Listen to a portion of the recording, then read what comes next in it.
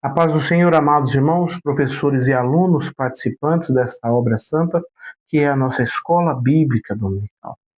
No livro de Atos dos Apóstolos, no capítulo 6, após descrever a atitude de sabedoria e humildade dos apóstolos na escolha dos diáconos, o evangelista e historiador Lucas agora destaca entre os 7 diáconos o primeiro da lista, Estevão. Estevão, que foi fiel tanto em sua vida quanto em sua morte. Estevão, que viveu integralmente a palavra de Deus e morreu de modo exemplar. Estevão, que foi o primeiro mártir do cristianismo.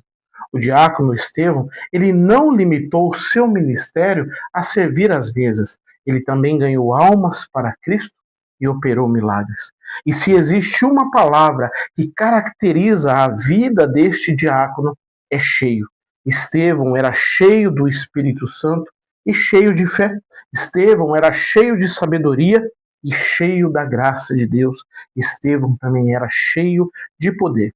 Estudaremos hoje o testemunho da vida e da morte de Estevão e como este servo de Deus se tornou um exemplo para a igreja na defesa da fé cristã. Então fique conosco. Eu sou o pastor Everson Silva e este é o canal Simplesmente EBD.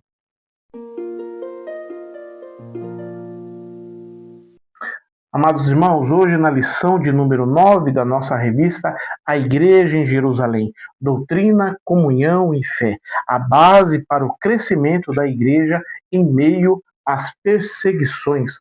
Estudando hoje a vida de Estevão na lição Uma Igreja que se arrisca. O nosso texto áureo vai afirmar, mas ele, estando cheio do Espírito Santo e fixando os olhos no céu, viu a glória de Deus e Jesus que estava à direita de Deus. Atos capítulo 7, versículo 55. E vemos na verdade prática, a igreja foi capacitada por Deus para enfrentar um mundo que é hostil à sua fé e valores.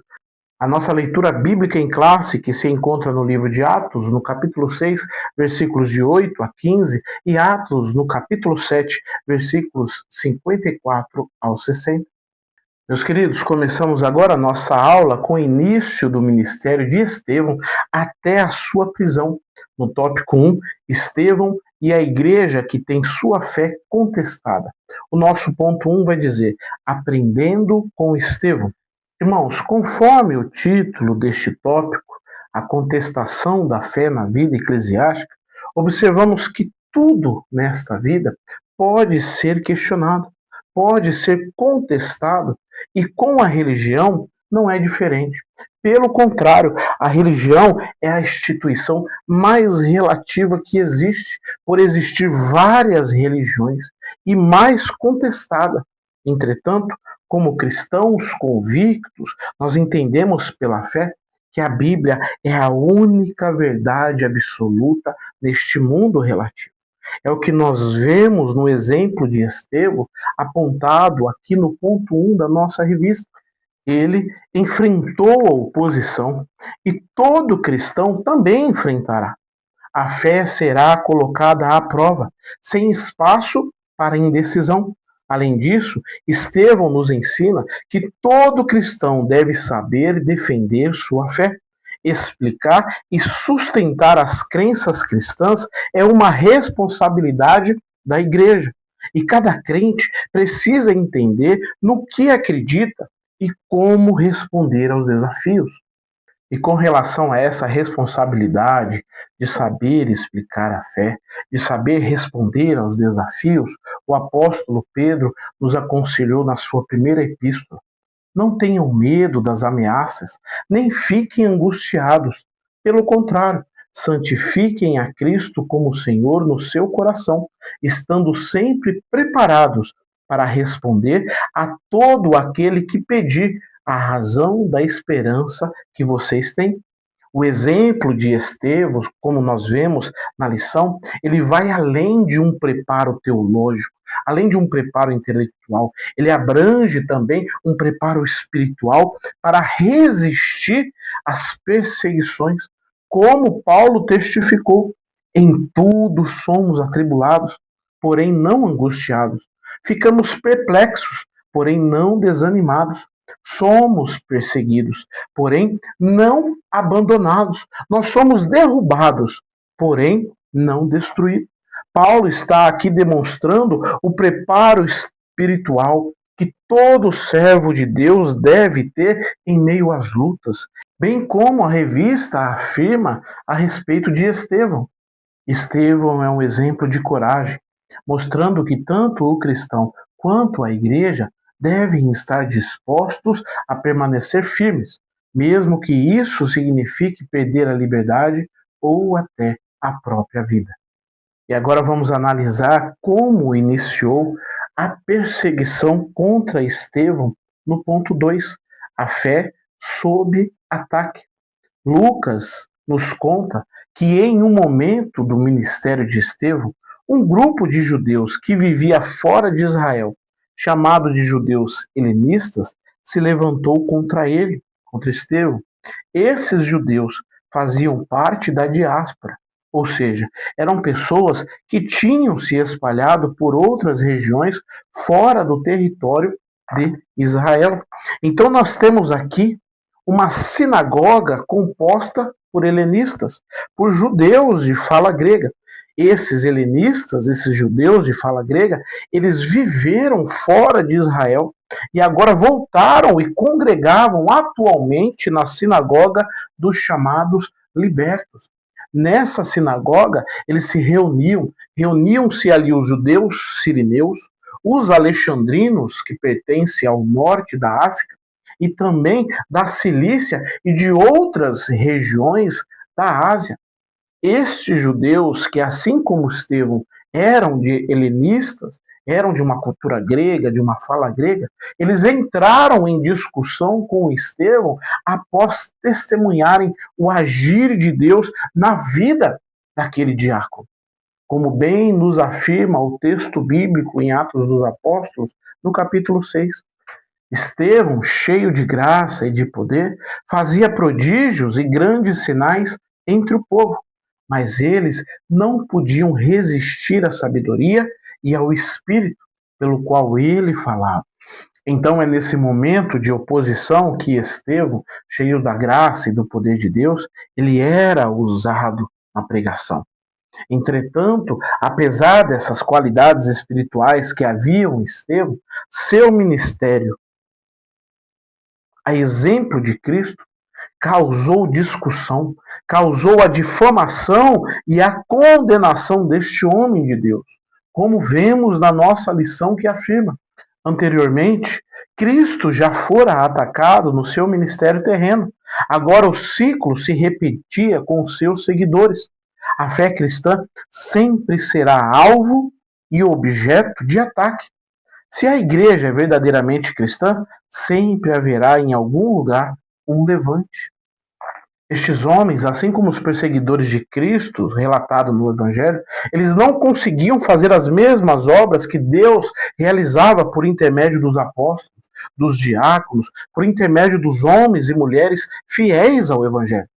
A inveja do agir de Deus na vida de Estevão e a indignação de ver os membros de suas sinagogas se renderem ao verdadeiro evangelho resultou em perseguição, como Paulo nos ensina em sua epístola pastoral.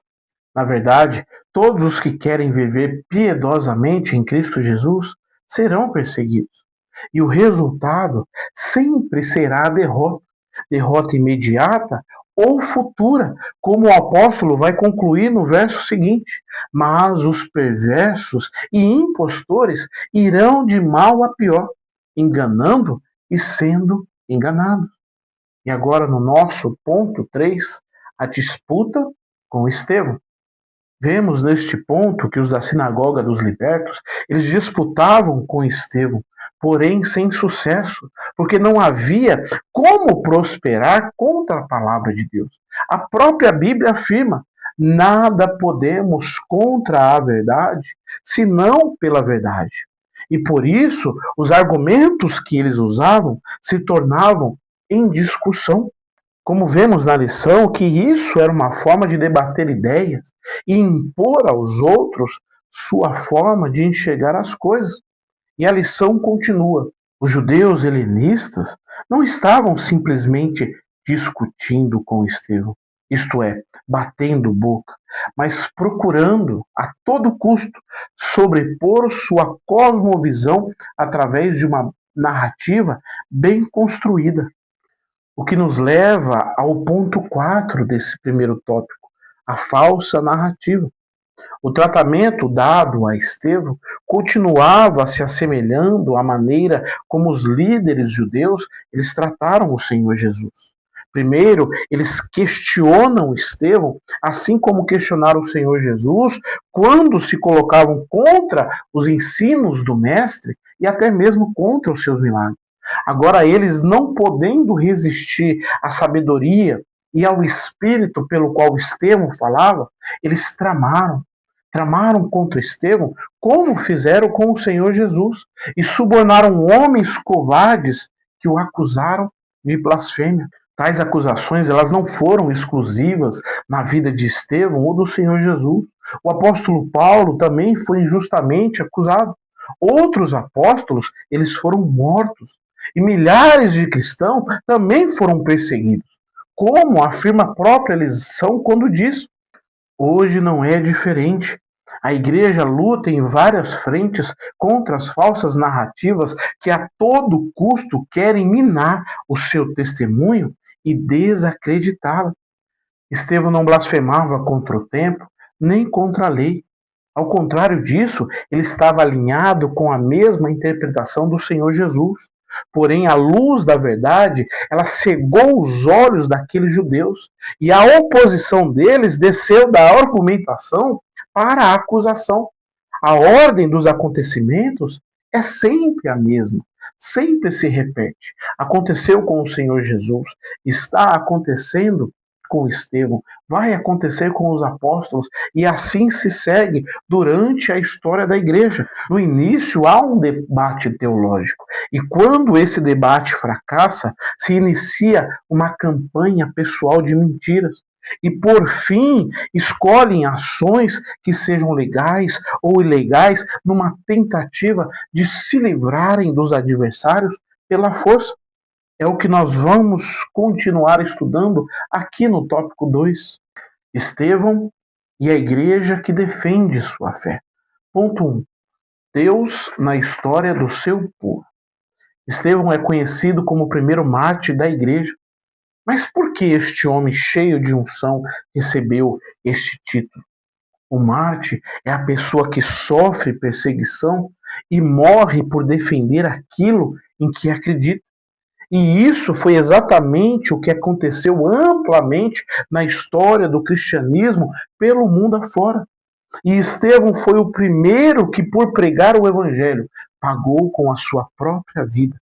Porém, antes de ser apedrejado, Estevão é levado diante do sinédrio para se defender. E segundo a lição, ele faz uma defesa apaixonada da fé, usando a própria história do povo de Israel como base. Em sua defesa, ele profere um longo e claro discurso.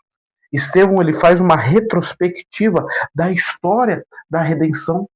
Começando por Abraão, que é o pai da nação de Israel, ele passa por José, salvador dos filhos de Israel, para trazer um discurso sobre Moisés, o homem que libertou o povo de Israel, até chegar a Davi e a Salomão, os construtores do templo de Israel, para terminar, para culminar o seu discurso falando de Jesus, o justo, anunciado por todos os profetas de Israel.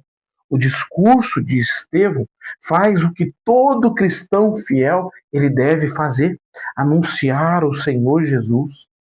Mais do que se defender, Estevão ele estava defendendo a fé cristã, como nós vemos aqui na revista no final do ponto 1. A defesa de Estevão nos ensina que toda explicação e defesa da fé cristã, a chamada apologética, deve sempre ter um objetivo central: apontar para Jesus Cristo. E agora vamos para o ponto 2, corações endurecidos. Estevão conclui a sua defesa do evangelho declarando: homens teimosos e incircuncisos de coração e de ouvidos, vocês sempre resistem ao Espírito Santo. Vocês fazem exatamente o mesmo que fizeram os seus pais. Qual dos profetas os pais de vocês não perseguiram? Eles mataram os que anteriormente anunciaram a vida do justo, do qual vocês agora se tornaram traidores e assassinos. Vocês que receberam a lei por ministério de anjos e não guardaram. Nós vemos aqui Estevão acusando os seus ouvintes de serem teimosos, de serem resistentes à verdade, e acrescenta os chamando de incircuncisos de coração. Eles até haviam circuncidado a carne, segundo a lei de Moisés. Todavia, seus corações eram duros e estavam fechados para o significado verdadeiro da lei e o seu cumprimento em Jesus Cristo. Eles não acreditavam e nem sequer ouviam a verdade do Evangelho. Aqueles homens, eles se fizeram pior do que os pais no Antigo Testamento que mataram os profetas. Eles mataram o justo, o Senhor Jesus, que foi anunciado pelos profetas. Eles negaram e mataram Jesus Cristo, o Filho do Deus vivo. Eles receberam a lei, mas eles não a guardaram. E a lição ainda acrescenta: mesmo diante dos fatos apresentados por Estevão em uma defesa suficientemente convincente, seus adversários preferiram ignorar. Na verdade, ninguém convence quem não quer ser convencido. Deus não força ninguém a crer, nem tampouco o condena sem lhe dar antes oportunidade. A reação dos acusadores de Estevão diante da sua pregação evangelística, diante da defesa de sua fé, demonstra que o Espírito Santo não tem espaço em corações endurecidos. Jesus foi claro ao afirmar: eis que estou à porta e bato. Se alguém ouvir a minha voz e abrir a porta, entrarei em sua casa, cearei com ele e ele comigo. Chegamos agora ao tópico 3, Estevão e o martírio da igreja. No ponto 1, contemplando a vitória da cruz. Antes de receber a sentença do julgamento no Sinédrio, Estevão ele recebeu a visão da glória de Deus.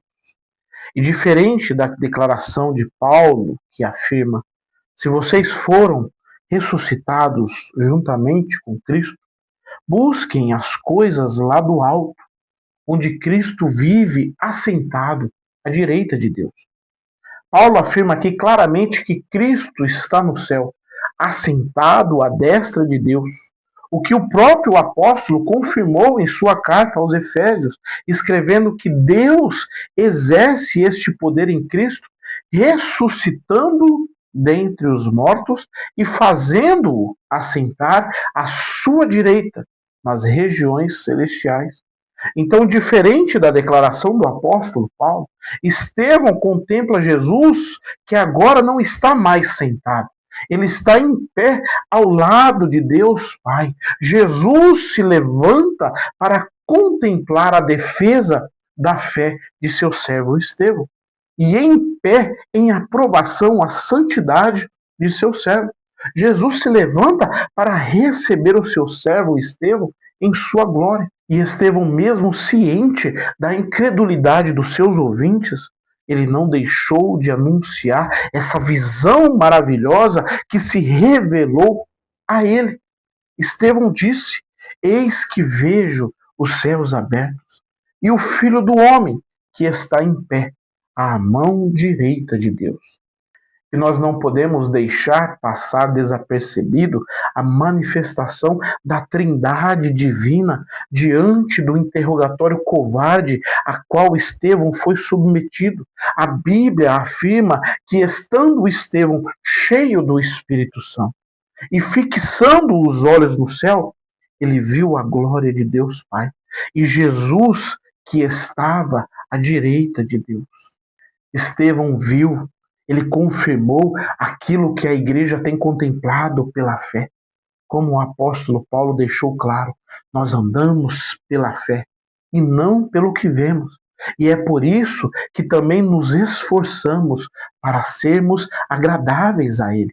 Como afirma a revista no final deste ponto 1, uma igreja que contempla o Cristo glorificado não nega a sua fé, pois ela contempla a vitória da cruz.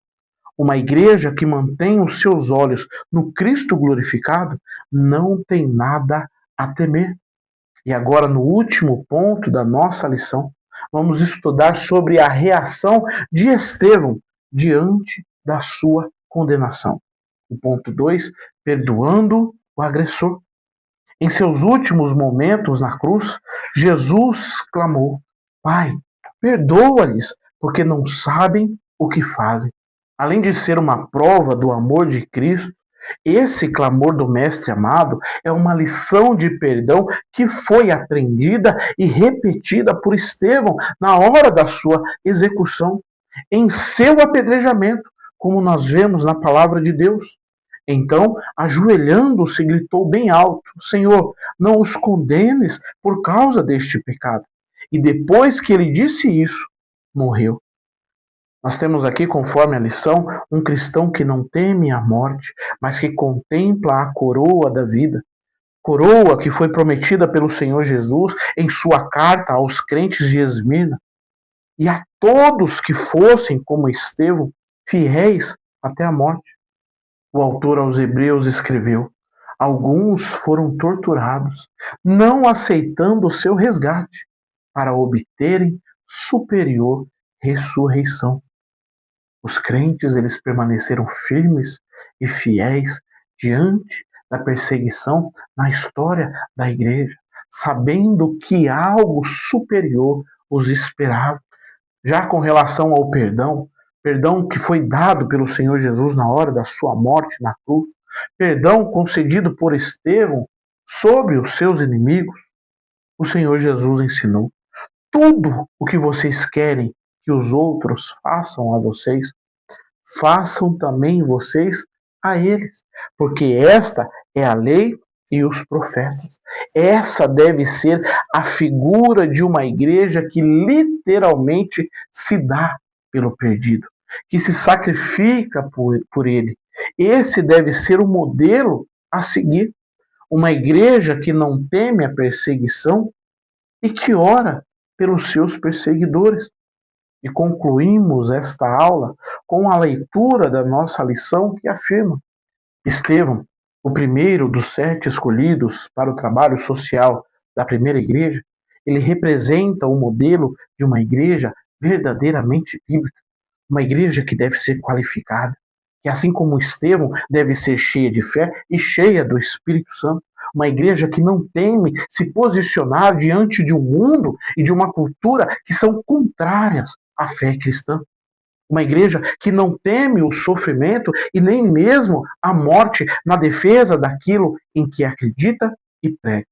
Esse é o modelo de uma igreja que, em vez de ficar no comodismo, em vez de ficar no seu conforto, essa igreja ela vai até as últimas consequências, arriscando-se pelo seu Senhor e Salvador Jesus Cristo. Glória a Deus. E concluímos esta aula chegando ao final de mais uma importante lição. Deus abençoe a sua vida, Deus abençoe a sua aula, Deus abençoe o seu ministério. A paz do Senhor Jesus e até a próxima aula, se Deus assim nos permitir.